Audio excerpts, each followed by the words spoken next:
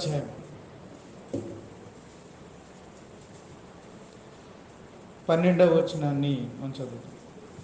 చిన్నపిల్లలారా, ఆయన నామమును బట్టి మీ పాపములు క్షమింపబడినవి గనుక మీకు రాయిచున్నాను. ఇక్కడ మీరు చూస్తుంటే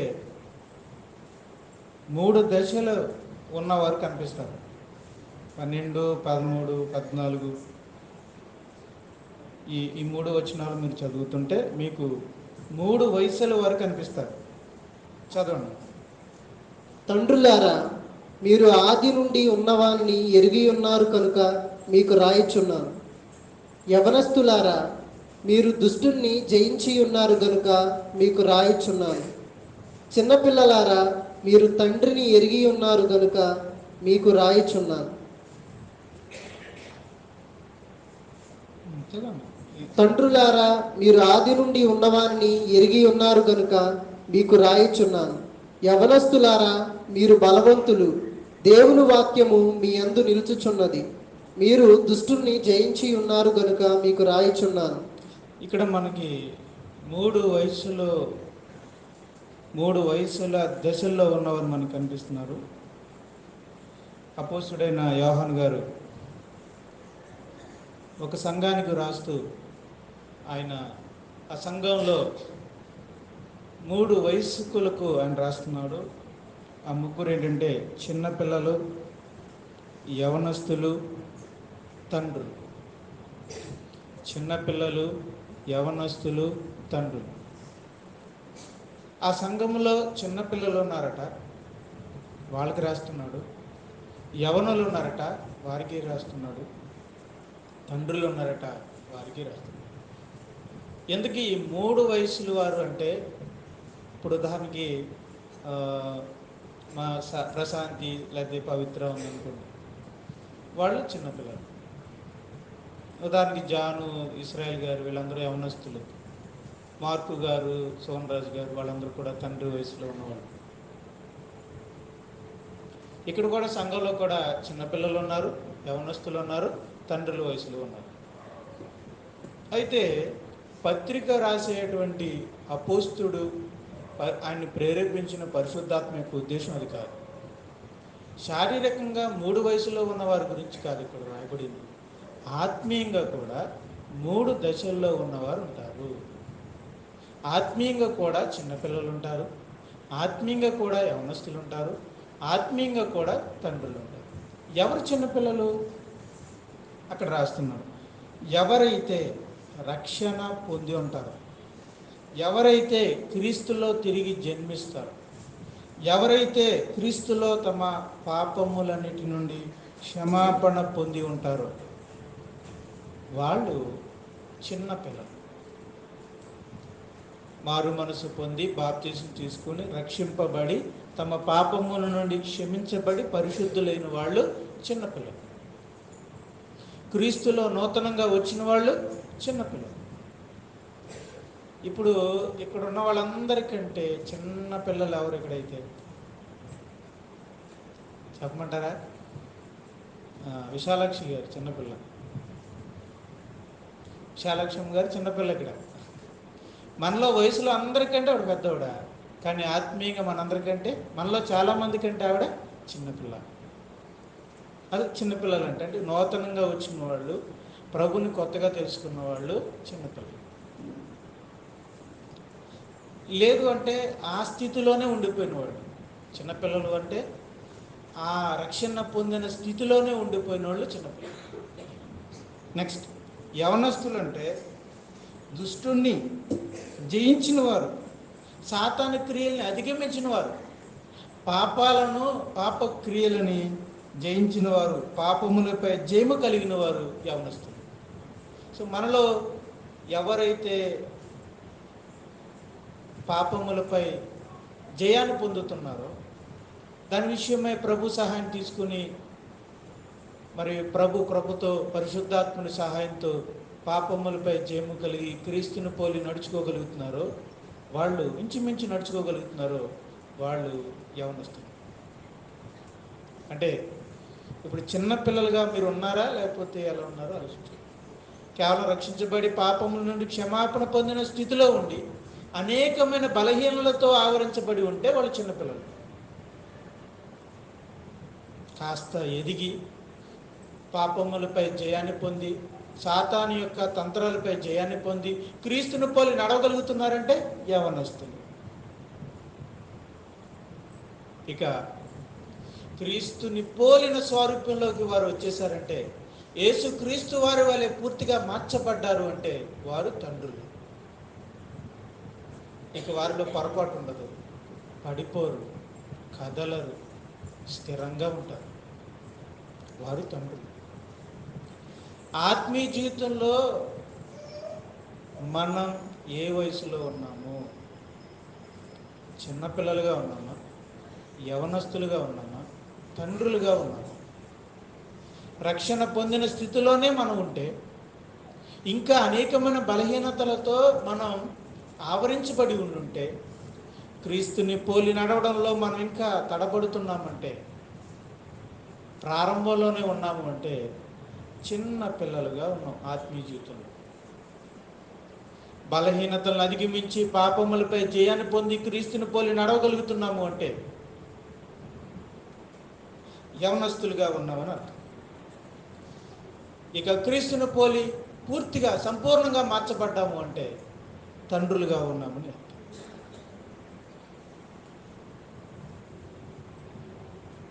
ఆ సంఘం ఎంత గొప్పదండి! ఆ సంఘములో ఎంత గొప్పదంటే చిన్నపిల్లలు ఉన్నారు, ఎదిగిన యవనస్తులు ఉన్నారు, పరిపూర్ణంగా ఎదిగిన తండ్రులు ఉన్నారు. ప్రతి సంఘం ఇలా కావాలనేది దేవుని చిత్తం అంట. ఏ సంఘము పిల్లలుగా ఉండిపోవాలనేది దేవుని చిత్తం కాదు. అందుకోసం యేసు ప్రభు మనల్ని కొనలేదు. అందుకోసం దేవుడు మనల్ని తన సంకల్ప ప్రకారంగా జన్మనవ్వలేదు. మనకు జన్మనిచ్చి కన్నది మనం ఎదగాలని, తండ్రులుగా అవ్వాలని. ఏ తల్లిదండ్రులు తమ పిల్లలు చిన్నపిల్లలుగా ఉండిపోవాలని కోరుకుంటారా? ఆ ప్రశాంతిగా అలాగే ఉండిపోవాలని నేను అనుకుంటాను. ఒకవేళ ఆ చిన్నపిల్ల ఎన్ని సంవత్సరాలు వచ్చినా ఎదగకపోతే ఒక తండ్రిగా నేను ఎంత కలవరపడతాను. వయసు పెరిగే కొలది తాను ఎదగలేకపోతే, మన పిల్లలు ఎదగకపోతే, వాళ్ళు చిన్నపిల్లలుగానే ఉండిపోతే మనం ఎంత బాధపడతాం. అసలు మనం ఊహించాం. మనం కేవలం ఏమని కోరుకుంటామంటే మన పిల్లలు ఎదగాలి. పుట్టినప్పుడు వాళ్ళు ఎప్పుడు పాకుతారని చూస్తాం. పాకుతున్నప్పుడు వాళ్ళు ఎప్పుడు నడుస్తారని చూస్తాం. వాళ్ళు నడుస్తున్నప్పుడు ఎప్పుడు మాట్లాడతారని చూస్తాం. మాట్లాడుతున్నప్పుడు ఎప్పుడు స్కూల్కి వెళ్తారని చూస్తాం. స్కూల్కి వెళ్తున్న వాళ్ళు ఎప్పుడు ఎదుగుతారని చూస్తాం. ఎప్పుడు కాలేజీకి వెళ్తారని చూస్తాం. వాళ్ళు ఎప్పుడు వివాహం అవుద్దని చూస్తాం. వివాహం తర్వాత ఎప్పుడు పిల్లలు పుడతారని చూస్తాం. అంటే వాళ్ళు ఎదుగుతూనే ఉండాలి, వాళ్ళు తండ్రులు అవ్వాలని మనం కోరుకుంటాం. పిల్లలు తండ్రులు అవ్వాలి లేదా తల్లులు అవ్వాలి అని మనం కోరుకుంటాం. మన దేవుడు కూడా అలాగే కోరుకుంటాం. ప్రాణం పెట్టిన యేసుక్రీస్తు వారు కూడా మన నుండి కోరుకునేది ఏంటంటే ఎదగాలి.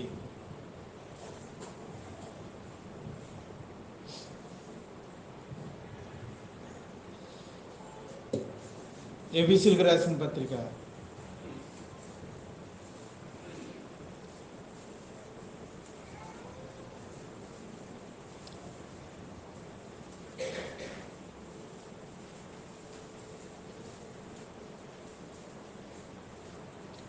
1 రాసిన పత్రిక 1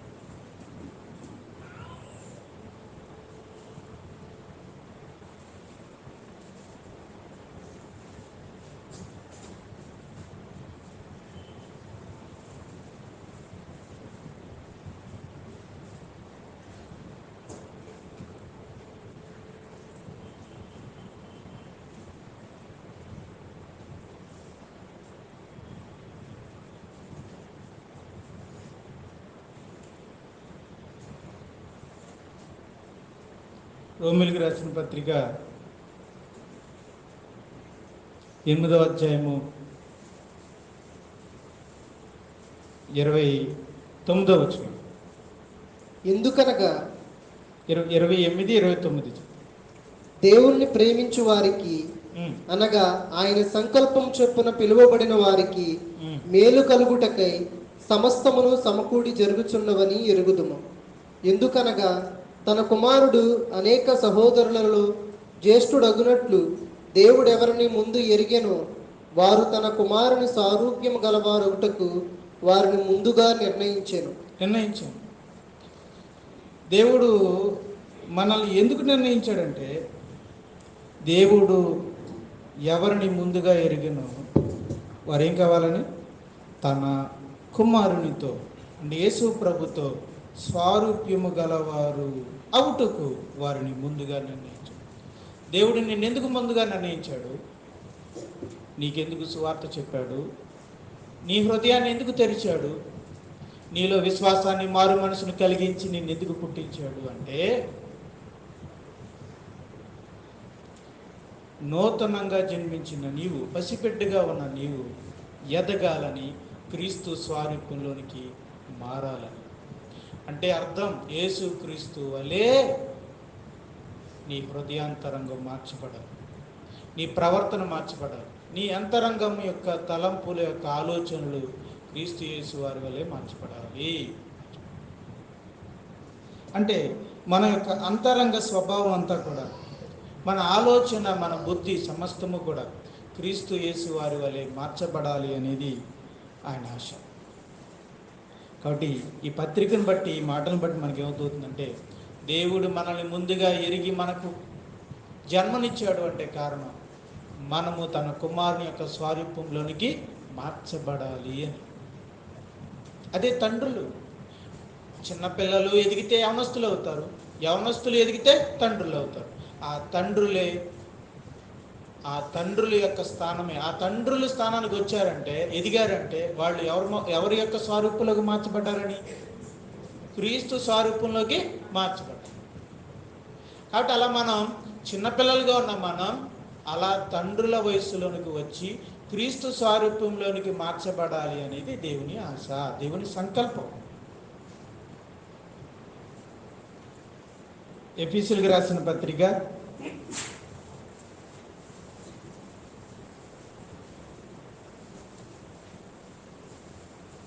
4వ అధ్యాయము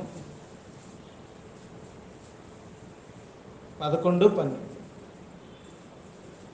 మనమందరము విశ్వాస విషయములోను దేవుని కుమారుని గూర్చిన జ్ఞాన విషయములోను ఏకత్వం పొంది సంపూర్ణ పురుషుల మగు వరకు అనగా క్రీస్తునకు కలిగిన సంపూర్ణతకు సమానమైన సంపూర్ణత గలవారమగు వరకు ఆయన ఇలాగు నియమించెను.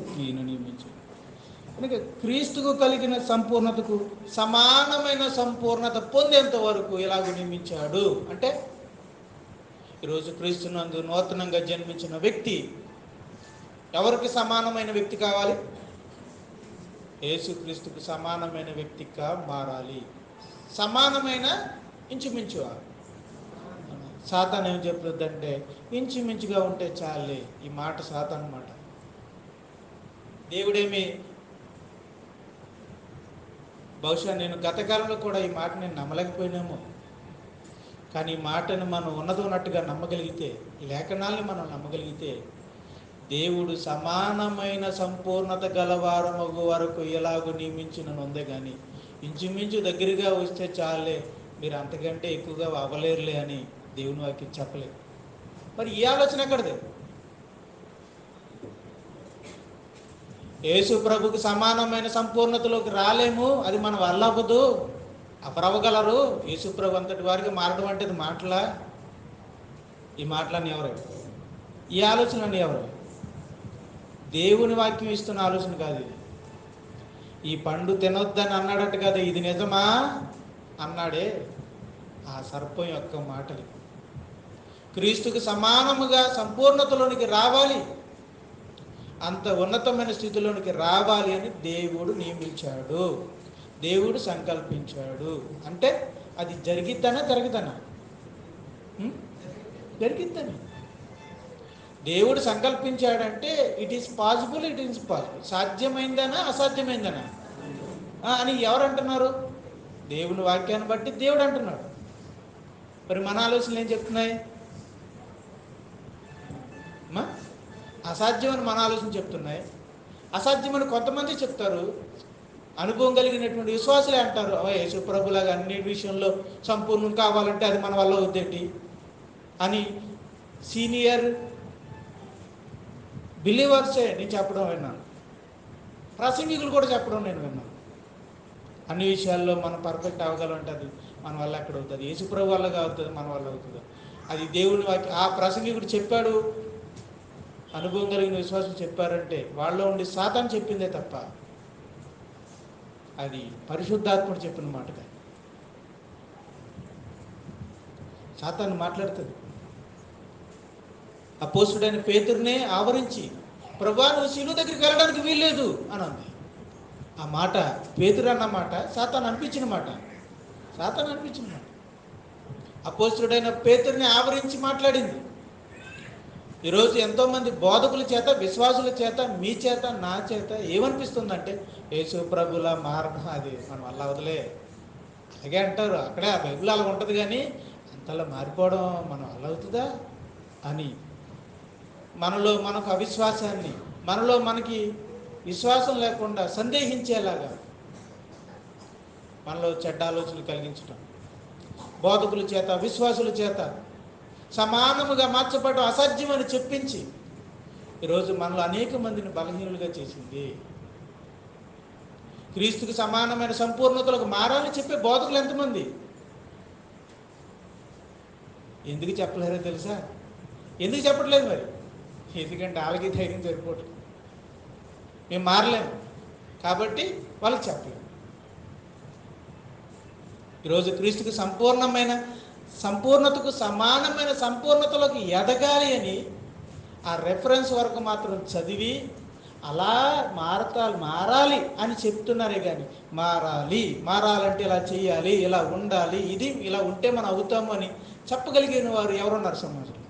చాలా బహు తక్కువ మంది సేవకులు. ఆ సేవకులు మీకు ఖరీదు దుస్తుల్లో కనపడరు. అలాంటి సేవకులు మీకు కారులో తిరగడం కనపడరు. అలాంటి సేవకులు మీకు ఎక్కడ ఎక్కువ మంది విశ్వాసులతో కూడిన సంఘాల్లో కనిపించరు. అలాంటి సేవకులు చాలా సింపుల్గా ఉంటారు.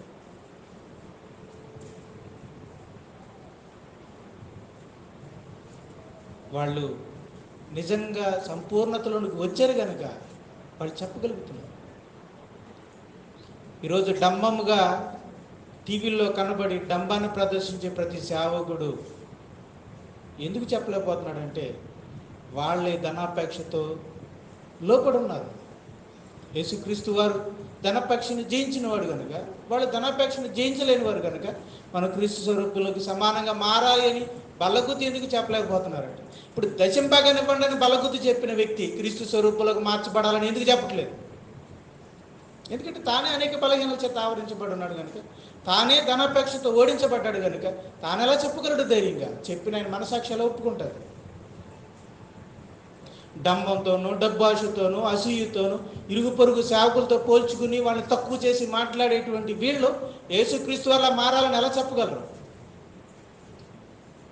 చెప్పలేరు కదా. చెప్పడం అసాధ్యం. అలా చెప్పాలి అంటే ఆ ధనాపేక్షను, ఆ జీవపు డంబాన్ని, గర్వాన్ని, ఇతరులతో పోల్చుకోవడాన్ని ఇవన్నీ జయించి క్రీస్తు స్వరూపులకు మార్చబడాలి. అలా మార్చబడినటువంటి దైవ సేవకుడే చెప్పలేదు. అతడు పరిశుద్ధాత్మతో చెప్తున్నాడని అర్థం. మనం అంతకు ఎదగలేము, సమానంగా అవ్వలేము అని ఈ మాటలన్నీ కూడా సాతాను ద్వారా వచ్చే మాటలే. 15వ వచనం. అలల చేత ఎగరగొట్టబడిన వారమైనట్లుండగా ప్రేమ కలిగి సత్యము చెప్పుచు క్రీస్తు వలె ఉండుటకు మనమన్ని విషయములలో ఎదుగుదాము. సో ప్రేమ కలిగి సత్యం చెప్తూ క్రీస్తు వలె ఉండుటకు మనం అన్ని విషయములలో ఎదుగుదాము. మనం ఎదగాలి. నూతనంగా జన్మించిన ప్రతి క్రైస్తవుడు ఎదగాలి, ఎదగాలి, ఎదగాలి. ఎదిగి ఎదిగి ఏం కావాలి అంటే అన్ని విషయాలలో క్రీస్తు వలె ఉండటానికి ఎదగాలి. క్రీస్తు వలె ఉండుటకు ఎదగాలి. ఎన్ని విషయాల్లో? అన్ని విషయాల్లో. ధనం దగ్గర, కోపం దగ్గర, మత్సరం పడే విషయంలో, ఆయాసపడే విషయంలో, క్షమించలేనితనంలో, ఈర్ష్యపడే విషయంలో, మోహపు విషయంలో, కామత్వం విషయంలో, విగ్రహారాధన విషయంలో, అన్ని విషయాలు, సహనం విషయంలో, ప్రేమ విషయంలో, అన్ని విషయాల్లో కూడా మనం యేసుక్రీస్తు వారి వలె ఉండుటకు ఎదగాలి. మనం ఇంకా కొంతమందిని క్షమించలేకపోతున్నాం. క్రీస్తు వలె ఎదిగినట్టు అతను అర్థం. చంపిన వారినే సిలువ మీద వేలాడుతూ ప్రభువా వీరేం చేయించున్నారో వీరిని క్షమించుమన్న యేసు ప్రభుకిని భార్యను కూడా క్షమించలేని మనకిని సంబంధం ఉందా? భర్తను కూడా క్షమించలేని, పక్కనున్న భర్తనే క్షమించలేని భార్యలుగా ఉన్న మనకిని చంపడానికి సిద్ధమైన వాళ్ళని కూడా క్షమించడానికి సిద్ధపడిన యేసు ప్రభుకి సంబంధం ఉందా? అందుకే మనల్ని ఏమన్నాడు తెలుసా? చిన్నపిల్లలారా. మీకు చిన్నపిల్లలే. పక్కింటి వాళ్ళని క్షమించలేరు, ఇంట్లో వాళ్ళని క్షమించలేరు, మీ తల్లిని క్షమించలేరు, బిడ్డల్ని క్షమించలేరు, ఎవరిని క్షమించలేము. మనకంత పట్టింపు, మనకంత గర్వం, మనకంత అహంకారం, మనకున్న స్వార్థం. మనకెప్పుడు కూడా మనకు మేలు జరగాలని, మేలు చేసినోడే మనకు మంచివాడు, ఒకళ్ళు మేలు చేయకపోతే వాడు చెడ్డోడు. ఇలాంటి చిన్న మనసుతో ఉన్న మనకిని శిలువ మీద వేలాడుతూ తనని చంపాలనుకుంటున్న వారిని చూసి ప్రభువా వీరేమి చేయుచున్నారో వీరెరుగురు కనుక వీరిని క్షమించమని ఏదో ఆశధారణతో అన్నాడా? నిజంగా యేసు ప్రభు హృదయపూర్వకంగానే అన్నాడు? మరి అలాంటి యేసు ప్రభుకి క్షమించలేని మనకి సంబంధం ఉందా? అంటే మనం ఎంత ఎదగాలి చెప్పు. భార్యను పక్కనున్న భార్యని క్షమించలేనటువంటి స్థితిలో ఉన్న మనం ప్రపంచంలో చెప్తున్నాను, ప్రపంచంలో ఉన్న వాళ్ళందరినీ క్షమించగలిగే స్థితిలోకి మనకు రావాలి. ఇశ్రాయేల్ గారు మీరు క్షమించలేని వ్యక్తి ఎవరైనా ఉన్నారా అని అంటే లేరన్యా, ఎవ్వరూ లేరు అన్న స్థితికి ఇశ్రాయేల్ గారు రావాలి. ప్రతి ఒక్కరూ రావాలి. నాకు ప్రపంచంలో క్షమించలేని వ్యక్తి అంటూ ఎవరూ లేరు. అదేంటి అంటే నీకు ఎవరో హాని చేసిన వాళ్ళు లేరా? ఎందుకు లేరు? నిన్ను ఇబ్బంది పెట్టిన వాళ్ళు లేరా? ఎందుకు లేరు? నిన్ను హింసించిన వాళ్ళు లేరా? ఉన్నారు. నిన్ను నష్టపెట్టిన వాళ్ళు లేరా? ఉన్నారు. నిన్ను బాధ పెట్టిన వాళ్ళు ఉన్నారా? ఉన్నారు. కానీ వాళ్ళందరూ నేను క్షమించాను.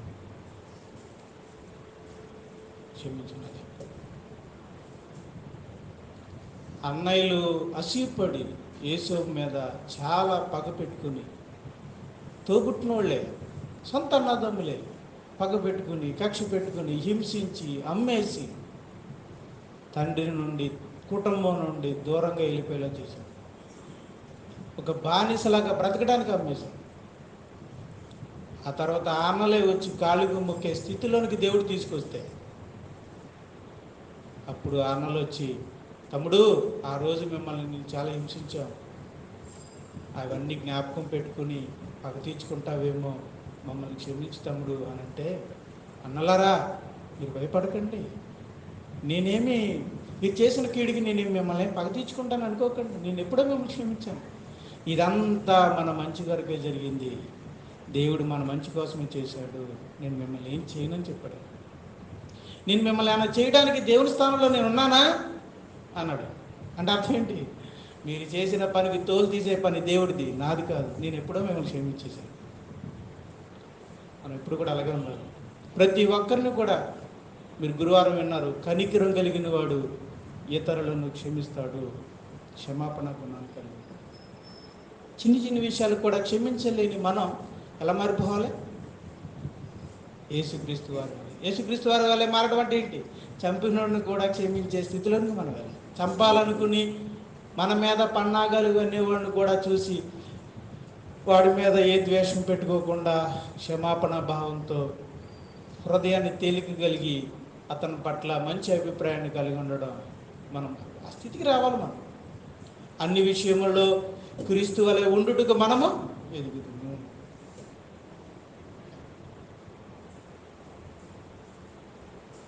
పేతురు రాసిన మొదటి పత్రిక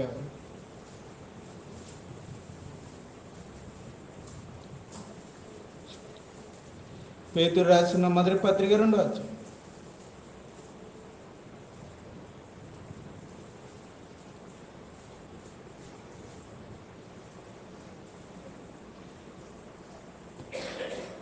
మూడవ వచనం. క్రొత్తగా జన్మించిన శిశువులను పోలిన వారై నిర్మలమైన వాక్యమును పాల వలన రక్షణ విషయంలో ఎదుగు నిమిత్తము ఆ పాలను అపేక్షించుడి. మనం క్రొత్తగా జన్మించిన శిశువులు. ఇక్కడ నేను చెప్తున్న నాయకుడి క్రీస్తు సంఘంలో ఉన్న వాళ్ళందరూ కూడా చిన్నపిల్లలమే. మనమేమి పాపములను జయించిన యవన స్థితిలో ఎవరు ఇక్కడ లేవు. మనం దీనత్వం కలిగిన వారమే. ప్రతి ఒక్కరూ తమ హృదయాన్ని పరీక్షించుకుంటే మనం ఏ వయసులో ఉన్నామో మీకు అర్థమైపోయి ఉంటుంది. మీరు నిజంగా మీ మనసాక్షితో ఆలోచిస్తే మీకు అర్థమవుతుంది మీరు ఏ వయసులో ఉన్నారో, ఏ దశలో ఉన్నారో. చిన్నపిల్లలు కాబట్టి శిశువులుగా చిన్నపిల్లలుగా ఉన్న మనం ఎదగాలి అంటే ఏం తీసుకోవాలి? నిర్మలమైన వాక్యం అనే పాలు. అంటే పాల వంటి వాక్యాన్ని మనం తీసుకోవాలి, రక్షణలో ఎదగాలి. అంటే పాలం అనే వాక్యాన్ని మనం వింటూ ఎదగాలి. అంటే ఎదగటం అంటే శిశువుగా ఉన్నవాడు యవనుడుగా మారాలి, యవనుడుగా ఉన్నవాడు తండ్రిగా మారాలి.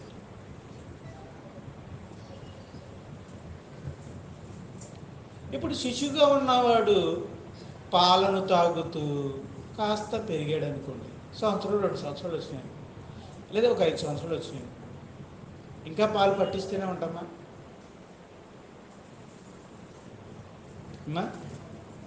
ఇప్పుడు చిన్నపిల్లడు శిశువుకి పాలు అవసరం, పాల వంటి వాక్యం అవసరం. ఇప్పుడు అతడు ఎదిగాడు, ఎదిగిన తర్వాత కూడా పాలే ఇస్తామా మీ చిన్నపిల్లలకి? ఇప్పుడు మా ప్రశాంతి చిన్నప్పుడు పాలు ఇచ్చాము, ఇప్పుడు ప్రశాంతి పెద్ద అయిపోయింది, ఇప్పుడు కూడా పాలేస్తామా? ఆహారం పెడతామా? ఆహారం పెడతాం. ఇంకా కష్టం సన్నీ సందీపు బాలులాగా ఎదిగారు అనుకోండి, అప్పుడేమిస్తాం? ఇంకా బలమైన ఆహారాన్ని ఇస్తాం. అంటే ఆహారం యొక్క బలాన్ని పెంచుకుంటూ వెళ్తాం. ఇంకా పాల వంటి ఆహారాన్ని ఇస్తూ పాలు కాసి బూస్ట్ తాగునైనా అని ఇంకా పాలు ఇస్తూనే మనం ఉండం.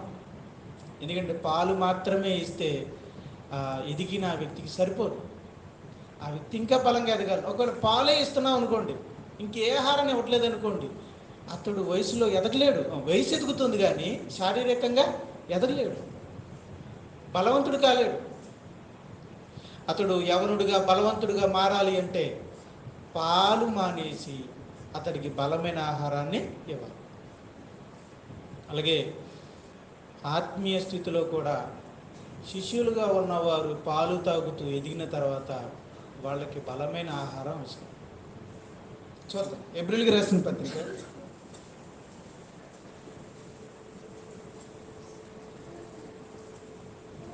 ఏప్రిల్కి రాసిన పత్రిక 5వ అధ్యాయం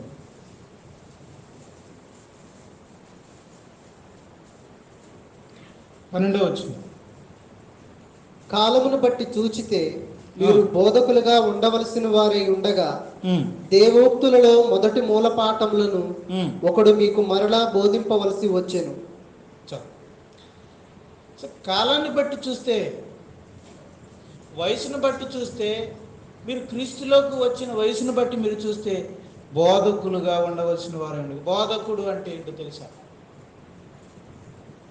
అతడు తండ్రి అన్నది, తండ్రి స్థానంలో ఉన్నవాడు, తండ్రి స్థాయిలో ఉన్నవాడు, క్రీస్తు స్వరూపులోకి మార్చబడినవాడు.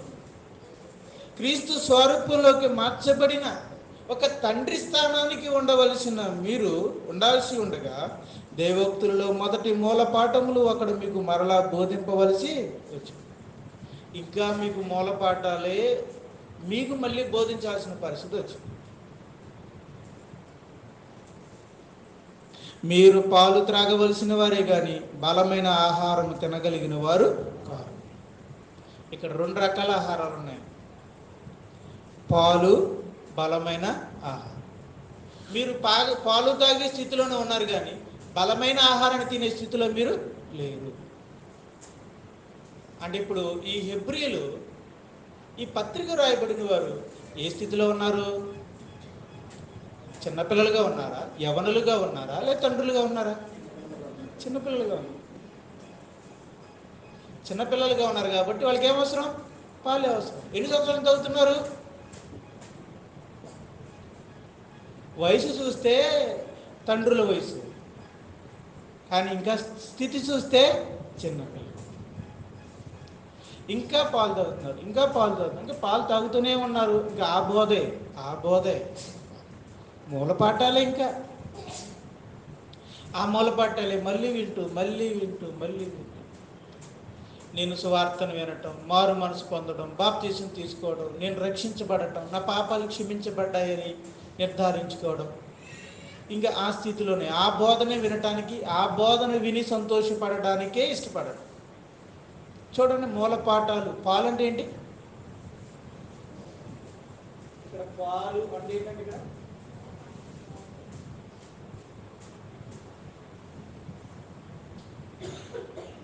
మూలపాఠాలు. 6వ అధ్యాయం 2వ వచనం చూడండి, చెప్తున్నాడు అక్కడ. ఆ మూలపాఠాలు ఏంటి? క్రీస్తులోని మూలపాఠాలు. దేవుని యందలి విశ్వాసమును బాప్తిస్మములను గూర్చిన బోధయు, విశ్వాసం,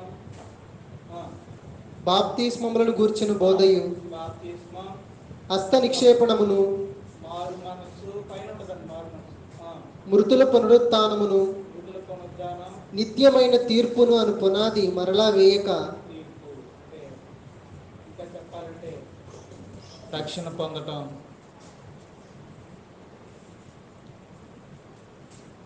పాప క్షమాపణ,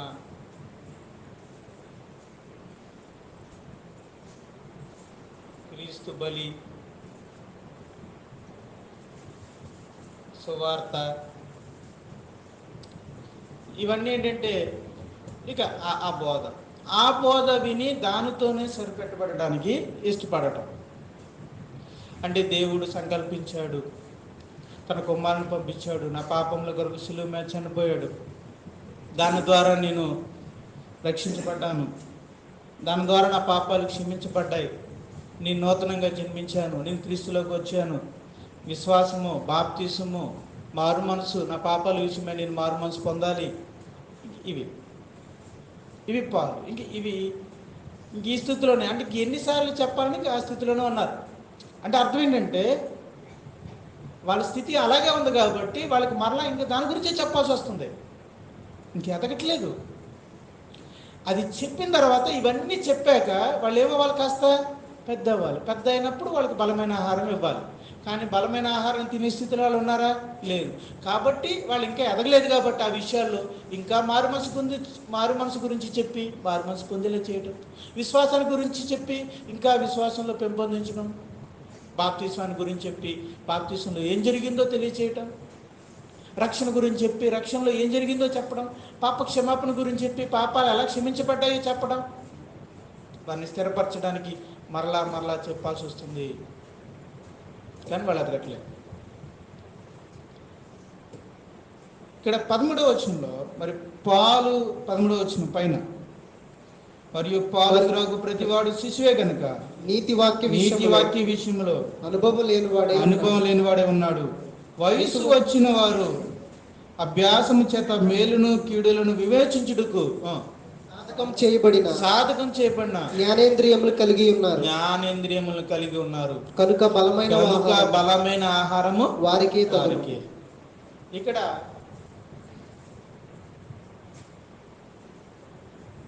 పిల్లలకు పాలు, మరి వయసు వచ్చిందో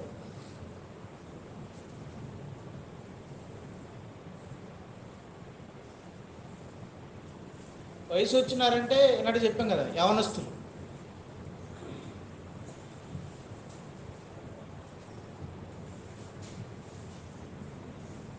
వాళ్ళకి ఆహారం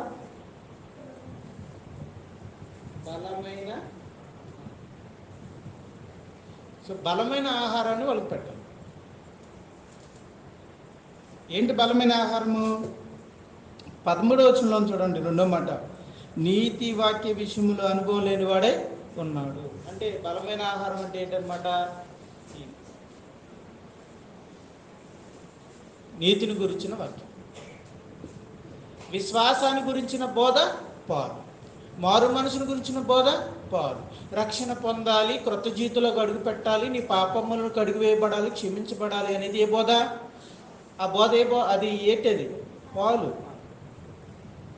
నీతిగా ఉండాలి, క్రీస్తు వలె మారాలి, అలా మారడానికి ఏ ఏ విషయాల్లో మార్చుకోవాలి, ఎలా మార్చుకోవాలి అని నీతిని గురించి చెప్పే బోధ ఏంటన్నమాట? బలమైన. సో బలమైన ఆహారం మనకి కాదు. ఇక్కడ 2 రకాల ఆహారాలు ఉన్నాయి. పాల వంటి ఆహారం, బలమైనటువంటి ఆహారం. పాల వంటి ఆహారం ఎవరికి? పిల్లలకి. మరి బలమైన ఆహారం ఎవరికి? యవనస్తులుగా అవుతున్న వారికి, యవనస్తులుగా మారుతున్న వారికి.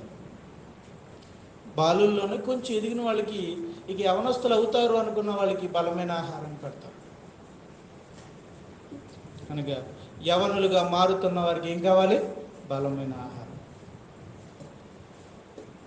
మీరు అనుకోవచ్చు, సంఘములో యేసుక్రీస్తు వారు తన బోధన ఎందుకు స్ట్రాంగ్ చేశారో ఇప్పుడు మీకు అర్థం కావాలి. ఆకివీడు క్రీస్తు సంఘంలో బోధ కొంచెం బలంగా మారింది అని మీరు గమనించుంటే అప్పుడు మీకు అర్థమై ఉండాలి. అంటే వాక్యము, పాల వంటి వాక్యం కాస్త ఏమైంది? ఇప్పుడు బలమైన ఆహారంగా యేసు ప్రభు పెడుతున్నాడు మనకి. ఒకప్పుడు మనకి పాల వంటి ఆహారాన్ని ఇచ్చి పోషించాడు. ఇప్పుడు ఈ మార్పు వచ్చిందంటే, అంటే ఏదో బోధలో మార్పు వచ్చినట్టుగా మీకు కనిపిస్తే ఆ మార్పు ఏమో కాదండి. బోధలో మార్పు కాదు, స్థాయి పెంచాడు. యేసుక్రీస్తు వారు బోధలో స్థాయి పెంచాడు. పాల వంటి బోధలో నుండి బలమైన ఆహారం వంటి బోధలోనికి తీసుకెళ్తున్నాడు మనం.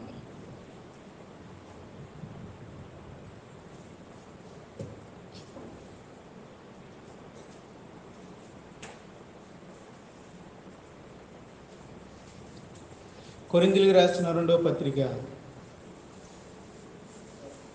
మొదటి పత్రిక 3వ అధ్యాయం,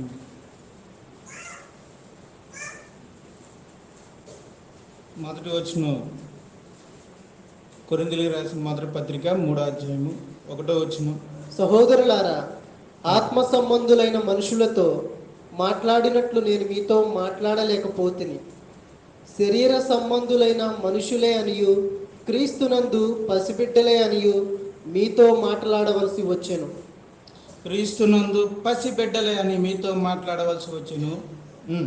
అప్పటిలో మీకు బలము చాలకపోయినందున పాలతోనే మిమ్మల్ని పెంచితిని గాని అన్నముతో మిమ్మల్ని పెంచలేదు. పౌలు కొరింథీలో ఉన్నటువంటి విశ్వాసులతో అంటున్నాడు, నేను గతంలో మీ దగ్గర ఉన్నప్పుడు మిమ్మల్ని పాలతోనే పెంచాను, పాల వంటి ఆహారాన్ని ఇచ్చే పెంచాను.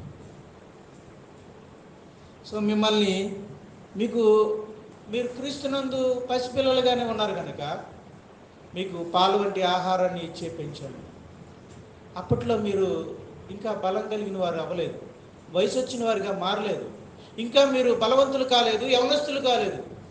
లేదంటే మీకు అన్నంతోనే బలమైన ఆహారాన్ని ఇచ్చే మిమ్మల్ని పోషించేవాడు. ఆ బలమైన ఆహారాన్ని మీకు ఎందుకు పెట్టలేదో తెలుసా? ఎందుకంటే మీరు ఇంకా క్రీస్తునందు పసిపిల్లలే కాబట్టి పాల వంటి ఆహారాన్ని మీకు ఇచ్చాను.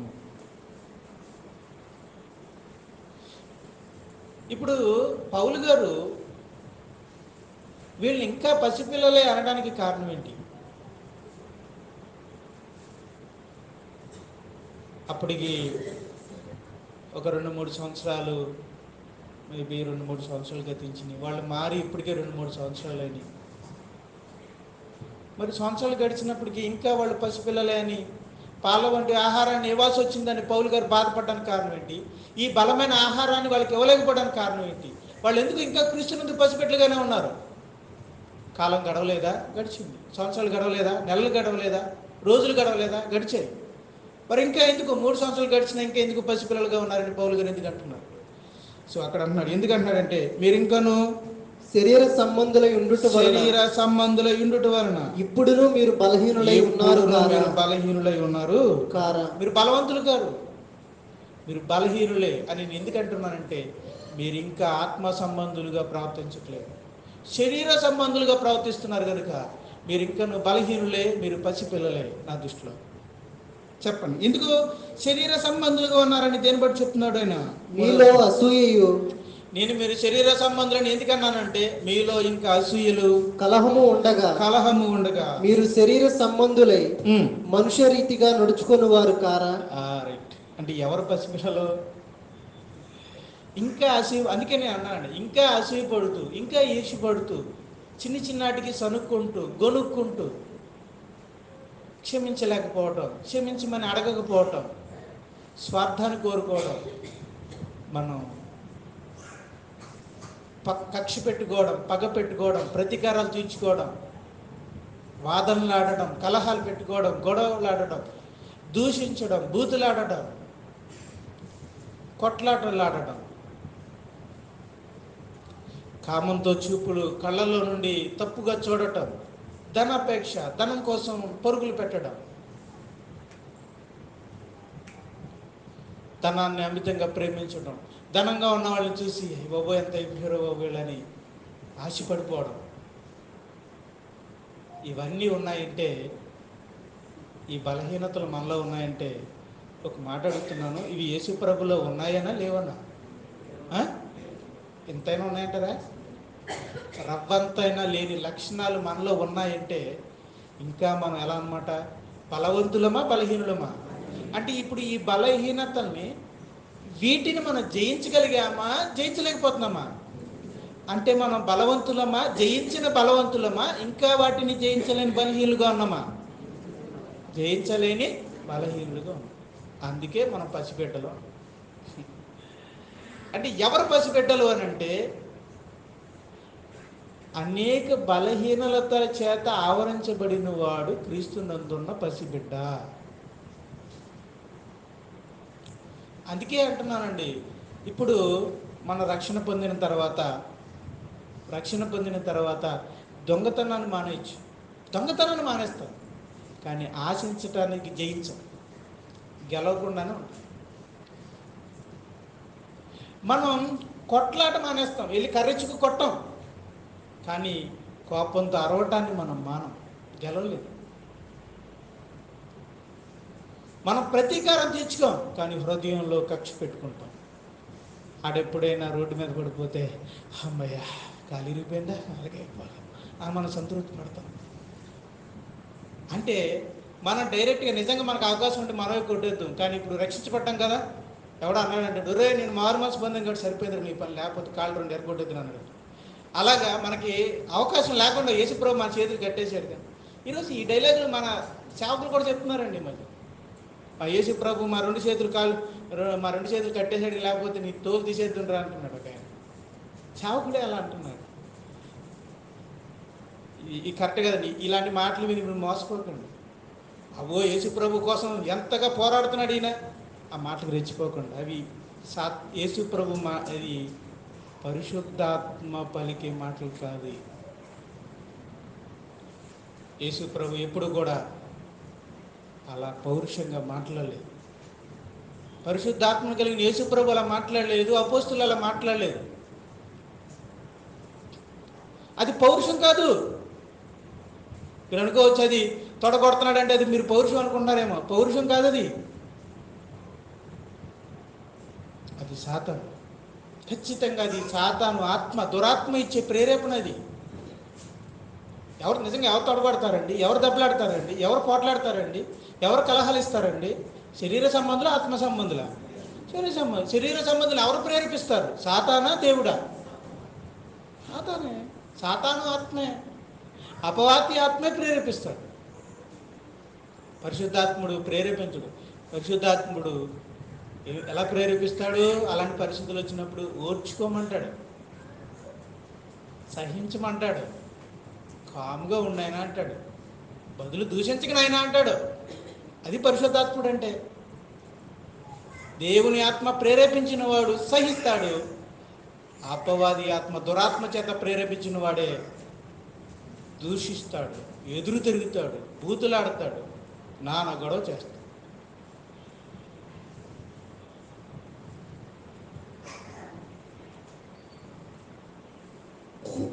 కాబట్టి అనేకమైన బలహీనల చేత మనం ఆవరించబడి ఉన్నామంటే మనం గమనించుకోవాల్సింది ఏంటంటే చిన్నపిల్లలుగా ఉన్నాము అని అర్థం.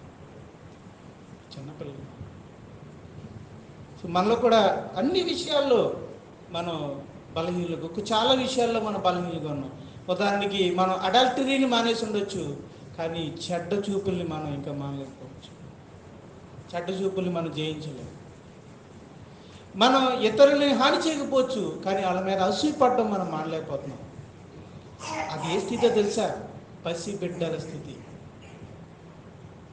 మనం ఇంకా పసిబిడ్డలుగా ఉండి కొన్నిటిని మానుకొని కొన్నిటిని ఇంకా హృదయంలో పెట్టుకుని వేషధారులుగా బ్రతుకుతున్నవాళ్ళు మనం. పసిబిడ్డలు. వేషధారులు అంటే పసిబిడ్డలు. అందుకే యేసుక్రీస్తు వారు వేషధారులైన పరిశీలన శాస్త్రుల్ని ఎవరితో పోల్చాడో తెలుసా? సంత వీధుల్లో ఆడుకొను పిల్లకాయలను పోలి ఉన్నారు అన్నాడు. అంటే వీళ్ళు పిల్లలు అని ఎందుకన్నాడో తెలుసా? వేషధారులు ఈక్వల్ టు పిల్లలు. సంత వీధులలో ఆడుకున్న పిల్లకాయలతో ఎందుకు పోల్చాడు తెలుసా? పిల్లలు అంటే వాళ్ళ స్థాయి చాలా తక్కువ. వాళ్ళు ఆత్మీయంగా చాలా కొన్నిటిని మానుకొని కొన్నిటిని దాచుకొని నేను బాగానే ఉన్నాను అనుకునేవాడు పిల్లలు.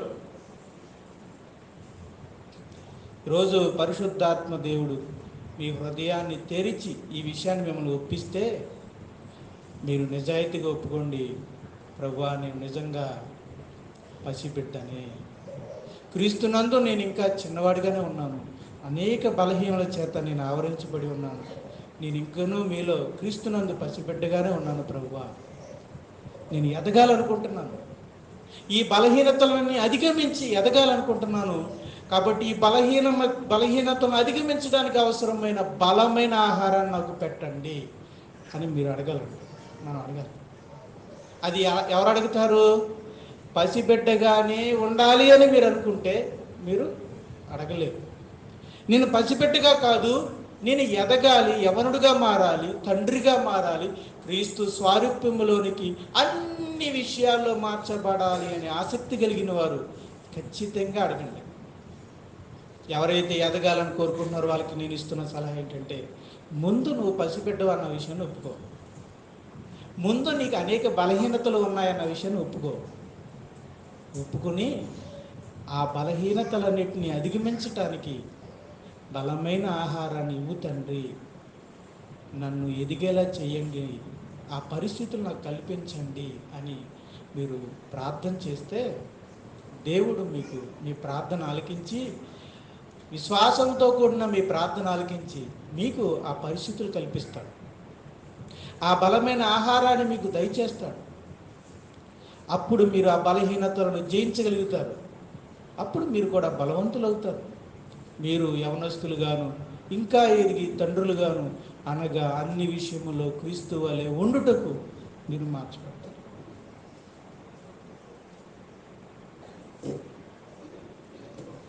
అపోస్తుల కార్యాలు 24వ అధ్యాయం.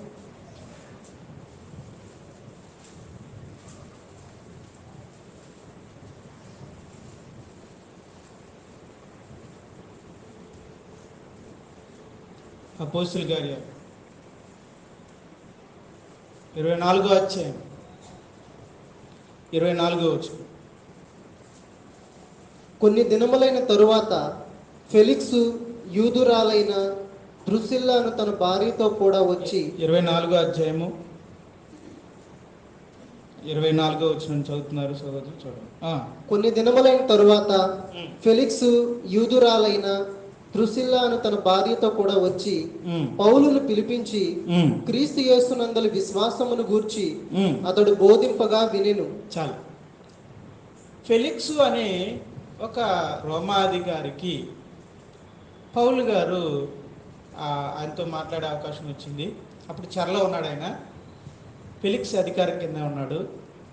ఫెలిక్స్ ఆయన పిలిపించి తన భార్యను కూర్చోబెట్టుకుని పౌలును కూర్చోబెట్టుకుని, చెప్పబోయా నువ్వు ఇదే చెప్తున్నావు కదా చెప్పు అంటే, అప్పుడు పౌలు ఆయనకి మొదట ఏం చెప్పాడట?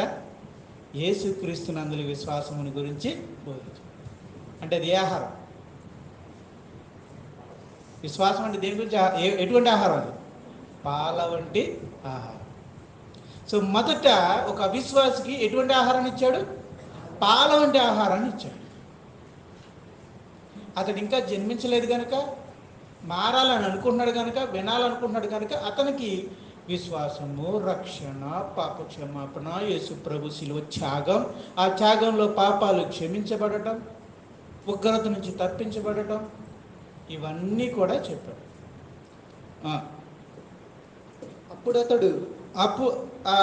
అతడు బోధింపగా వినేను అని చూడండి. అంటే పాల వంటి ఆహారాన్ని పెట్టినప్పుడు, దయచేసి ఒకసారి ఒక్క నిమిషంలో ముగించేస్తాను. పాల వంటి ఆహారాన్ని పెట్టినప్పుడు ఫిలిక్స్ ఏం చేశాడు? వినేను అంటే విన్నాడు, పాలు తాగాడు. 25 వచ్చు. అప్పుడు పౌలు గారు నీతిని గూర్చి ఆశా నిగ్రహమును గూర్చి రాబోవు విమర్శను గూర్చి ప్రసంగించుచుండగా ఫెలిక్స్ మిగుల భయపడి ఇప్పటికి వెళ్ళు. ఇప్పుడు పౌలు గారు బలమైన ఆహారాన్ని పెట్టాడు. ఏంటది? నీతిని గూర్చిన వాక్యం, ఆశా నిగ్రహాన్ని గూర్చిన వాక్యం, వీటన్నిటి గురించి అంత్యదినాన దేవుడు విమర్శించడానికి గురించి, మన క్రియల్ని దేవుడు ఎలా విమర్శిస్తున్నాడో వాటి గురించి, విమర్శ గురించి చెప్తుంటే ఫిలిక్స్ ఏమన్నాడు? ఇక నువ్వు వెళ్ళిపోను. ఆయన భయపడ్డాడు, వెళ్ళిపోమన్నాడు. అంటే బలమైన ఆహారాన్ని విన్నప్పుడు భయపడ్డాడు, వినలేకపోయాడు. అంటే ఫిలిక్స్ పసిబిడ్డగానే ఉండాలి. పాలు తాగడానికి ఇష్టపడ్డాడు కానీ బలమైన ఆహారాన్ని తినటానికి ఇష్టపడ్డాడు. ఈరోజు ఆకివీడు క్రీస్తు సంఘంలో యేసు ప్రభు బలమైన ఆహారాన్ని పెడుతున్నాడు. నీ పరిస్థితి ఎలా ఉందో ఆలోచించు. నీవు ఇంకొన్న బలహీనల చేత ఆవరించబడి నీతిని, ఆశా నిగ్రహాన్ని పెంపొందించుకుని అనేక బలహీనతల నుంచి విడుదల పొంది నేను క్రీస్తు వలె మారాలి, నేను ఎదగాలి అని ఆశ కలిగి ఉంటే ఈ బలమైన ఆహారాన్ని మీరు విన్నప్పుడు స్తోత్రాలు చెప్తారు. నాయనా, నువ్వు బలమైన ఆహారాన్ని ఇస్తున్నందుకు స్తోత్రాలు లేదు, నన్ను ఇంకా అభివృద్ధి పరుస్తున్నందుకు నీకు స్తోత్రాలు, నాతో మాట్లాడుతున్నందుకు, నన్ను అభివృద్ధి పరుస్తున్నందుకు, నేను ఆత్మీయంగా ఎదగడానికి మీరు ఇస్తున్న బలమైన ఆహారాన్ని బట్టి మీకు స్తోత్రాలు చెప్తాను. లేదు, పసిబిడ్డలుగానే ఉండాలనుకుంటున్నారు, బలహీనులుగానే ఉండాలనుకుంటున్నారు, ఇంకా ఆ బలహీనత చేత ఆవరించబడి ఆ స్థితిలోనే జీవించాలని ఒకవేళ మీరు అనుకుంటే ఈ బోధ మీరు వినలేరండి. మీకు వినాలనిపించింది. ఎప్పుడో ఒకరోజు మీరు ఇక్కడి నుంచి వెళ్ళిపోతారు. ఎందుకంటే ఫెలిక్స్ భయపడి పౌల్ని వెళ్ళిపోమన్నాడు. ఆయన ఇల్లు కాబట్టి వెళ్ళిపోమన్నాడు పౌల్ని. అదే ఒక పౌలు గారే, ఫెలిక్సే పౌలు గారి ఇంటికి వెళ్ళి ఉంటే ఆయనే వచ్చి ఆయన నీకు దానం బాబు, నేను వెళ్ళలేను. ఒకవేళ పసిబిడ్డలుగానే మీరు ఉండాలి అనుకుంటే, ఇంకా బలహీనతల చేత ఆవరించబడి అలాగే ఉండాలనుకుంటే, క్రీస్తు స్వరూపంలోకి మార్చబడటం మీకు ఇష్టం లేకపోతే మీరు ఏదో ఒక రోజు ఈ మాటలు వినలేరు, తట్టుకోలేరు. మీరు ఎప్పుడో ఒక రోజు ఈ సంఘం నుంచి వెళ్ళిపోవడానికి ప్రయత్నిస్తారు. మీరు వెళ్ళిపోవాలనేది నేను కోరుకోవట్లేదు. ఒక ఆత్మీయ సోదరుడిగా నా కోరిక అంతా ఏంటంటే, నా కోరిక ఏంటంటే చిన్న బిడ్డలుగా ఉండిపోకూడదు. ఇంకా నువ్వు శరీర సంబంధులుగా బలహీన అసూయతోనూ, కలహతోనూ, క్షమించలేని తనంతోనూ, చిన్ని చిన్ని మొహపు చూపులతోనూ, ధనాపేక్షతోనూ, ఇతరులను ఆశించడం ద్వారాను అనేక బలహీనతల చేత ఆవరించబడి పసిబిడ్డలుగానే ఉండాలని నేను కోరుకోవట్లేదు. అంతేకాదు, నేను పసిబిడ్డగా ఉండాలని నేను కోరుకోవట్లేదు. మొదట నన్ను నేను కోరుకోవట్లేదు, నేను ఎదగాలని కోరుకుంటున్నాను. అలాగే నా ఆత్మీయ సహోదరులుగా మీరు సోదరిమణులుగా ఎదగాలని నేను కోరుకుంటున్నాను. నేను అప్పుడప్పుడు ప్రార్థన చేసేటప్పుడు కూడా నేను కోరుకుంటాను. కానీ మీరు కోరుకుంటున్నారు. నేను ఎలాగైతే నాకు నేనుగా నేను పసిబిడ్డగా ఉన్నానని ఎరిగి నాయనో నేను చాలా బలహీన చేత ఆవరించబడి ఉన్నాను, వీటన్నిటిలోంచి నేను ఎదగాలి అని బలమైన ఆహారాన్ని తీసుకుంటూ ఎదగటానికి నేను ఎలా ప్రయత్నిస్తున్నానో అలాగే మీరు కూడా ఉండాలి అని నేను కోరుకుంటున్నాను. మీరు పసిబిడ్డలుగా ఉన్నారు, అది మీరు గుర్తించి దాని విషయంలో క్షమించమని, ఆ విషయంలో బలహీనతలో నుంచి బలవంతులుగా మారాలని, వయసు తక్కువలో నుంచి వయసు వచ్చిన వారి స్థితిలోకి మారాలని, పసితనంలో నుంచి తండ్రుల స్థితిలోకి మారాలని, అంటే క్రీస్తులోనికి నూతనంగా వచ్చిన స్థితిలో నుంచి అన్ని విషయములో క్రీస్తు వలె మారుటకు, క్రీస్తు సంపూర్ణతకు సమానమైన సంపూర్ణలోనికి మారుటకు మీరు ప్రయత్నించాలి. దానికి సహాయం చేయమని యేసుక్రీస్తు అని మనస్ఫూర్తిగా అడగాలి. అలా మీరు అడిగితే, అలా నేను అడిగితే మనందరము ఎదగటానికి కావలసిన బలమైన ఆహారాన్ని యేసుక్రీస్తు ప్రభు తన సంఘానికి ఇస్తాడు. అది నేను నమ్ముతున్నాను. ఎందుకంటే బోధించేవాడు నేను అనుకుని మీరు అనుకుంటే పొరపాటు అండి. నాకు ఇలాంటి వాక్యం చెప్పాలని మైండ్ థింకింగ్ ఇవ్వాలి అంటే అది ఎవరు ఇవ్వాలి? శిరస్సు ఇవ్వాలి. ఆలోచన మనకి శిరస్సు నుంచి వస్తుందా, అరికాల నుంచి వస్తుందా? మన శిరస్సు ఎవరు? యేసుక్రీస్తు. ఈ బోధకుడు నిలబడి మీకు అవసరమైన వాక్యం చెప్పాలి అంటే, నాకు ఆ ప్రేరేపణ ఇవ్వాలన్నా దాని వెనకాల ఎవరు ఉండాలి? యేసుక్రీస్తు వారు. బైబిల్లో ఖచ్చితంగా పోల్చాడండి. ఎఫెసీయులకు రాసిన పత్రికలో సంఘమును పోషించి సంరక్షించుచున్నాడు అంటాడు. పెళ్ళిళ్ళకి చెప్పే వర్తమానంలో ఈ మాట అదే చెప్తారు. భర్తవై ఉన్న నీవు నీ భార్యని పోషించి సంరక్షించాలి అని. అది భర్తకి చెప్పాడు. అక్కడ ఉన్న అసలు విషయం ఏంటంటే క్రీస్తు సంఘమును పోషించి సంరక్షించుచున్నాడు. ఆ మాటకి అర్థం ఏంటో తెలుసా? సంఘానికి అవసరమైన ఆహారాన్ని పెడుతున్నాడు అని అర్థం. అంటే నీకు అవసరమైన ఆహారాన్ని పెట్టేవాడు ఎవరు? యేసు ప్రభు. కాబట్టి అడగండి, బలమైన ఆహారాన్ని నాకు ఇవ్వండి ప్రభా. ఇంకా నేను పాపక్షమాపణ ఆ పాఠాలు వింటూనే ఆ స్థితిలోనే నేను ఉండటం కాదు, ఇంకా ఆశా నిగ్రహాన్ని గురించి, నీతి గురించి, పరిశుద్ధత గురించి, పవిత్రత గురించి, అసూయను జయించడం గురించి, ఏమండి అబద్ధాలను జయించడం గురించి, మోహపు చూపులను జయించడానికి గురించిన బోధ నాకు దయచేయండి. అవన్నీ నేను జయించడానికి అవసరమైన బోధన నాకు ఇవ్వండి ప్రభా. ఎందుకంటే నేను ఇలాగే ఉండిపోవాలనుకుంటలేదు, నేను ఎదగాలనుకుంటున్నాను, నీ వలె మారాలనుకుంటున్నాను ప్రభా అని మనం ప్రే చేయాలి. ఈ మాటలు మీ హృదయాన్ని కలిగిస్తే ఈ కొద్ది మాటలతో ప్రే చేయాలని నేను కోరుకుంటున్నాను. ప్రార్థించాను.